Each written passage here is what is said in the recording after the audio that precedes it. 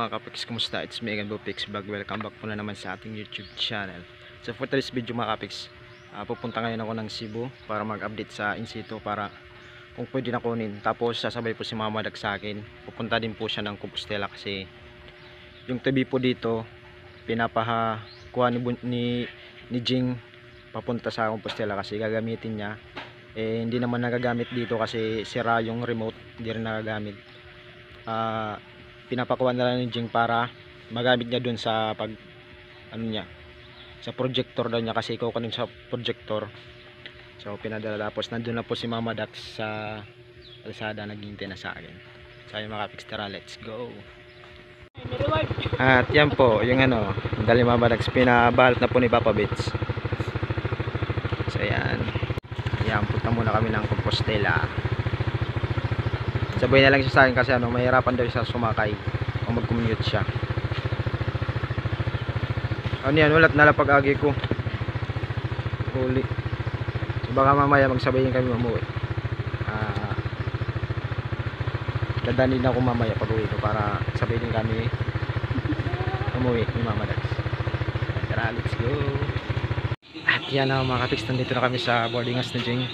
Kaso lang sarado, hindi siya nag-iwan ng susi.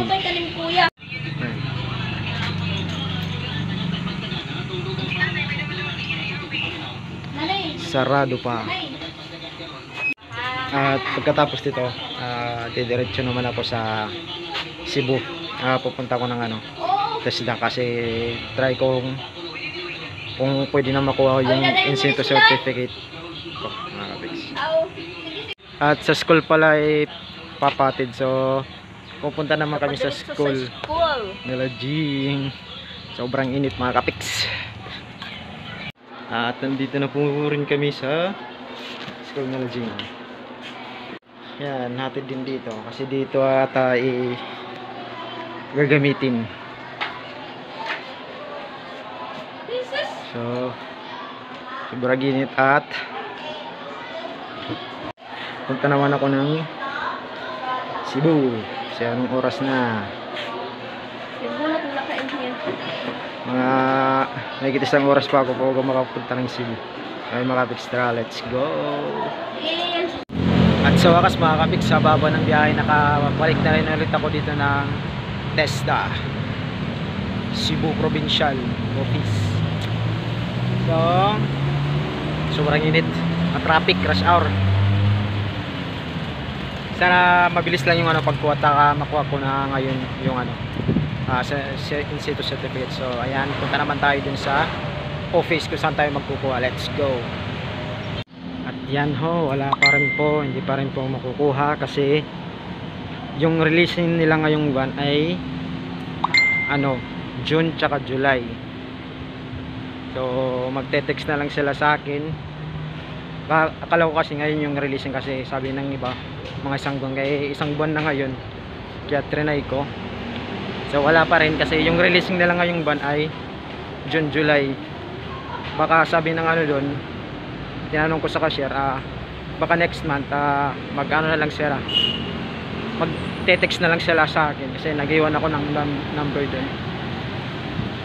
Sana makuha ko sa susunod na buwan. Ay nako, init-init pa naman.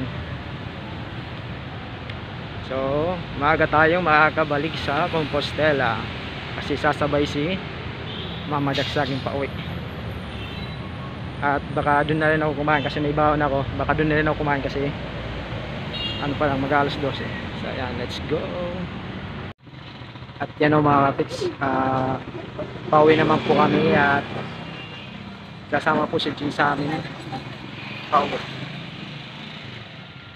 So nandun pa sila sa loob at kanina pa ako punta mga alas 2. So inintay lang namin si Jing kasi alas 3 yung labas ng school niya. So ayan po si Jing. Tapos si Mama po dun po sasakay sa kanya. Sobrang init na kasi biyahe pa.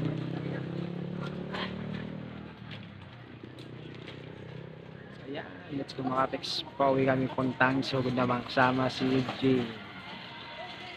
Meanwhile.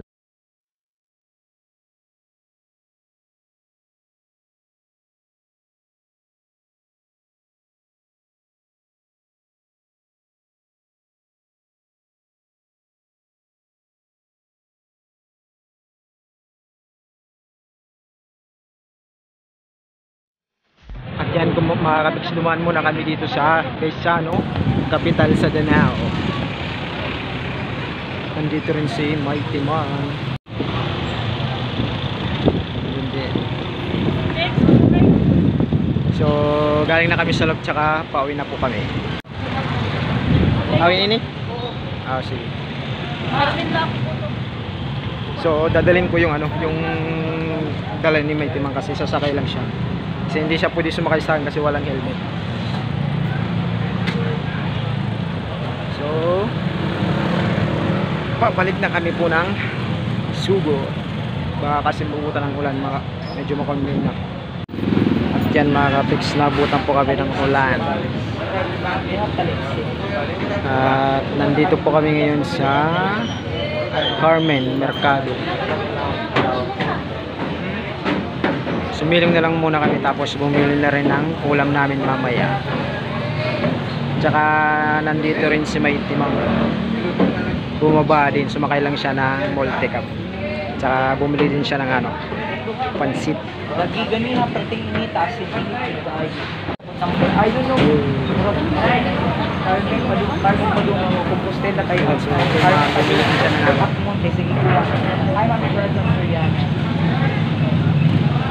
So silong lang muna kami kasi nabunan kami ng ulan. At yan mga pics, nandito naman po kami sa Don Pablo. Dumaan din kami kasi yung mga dala ni Mighty Mang sa akin tinaan ko dito, tapos diretso na muna kami medyo pahinga. Mga ganun mo kami ng shake kasi nauupo kami kanina pa.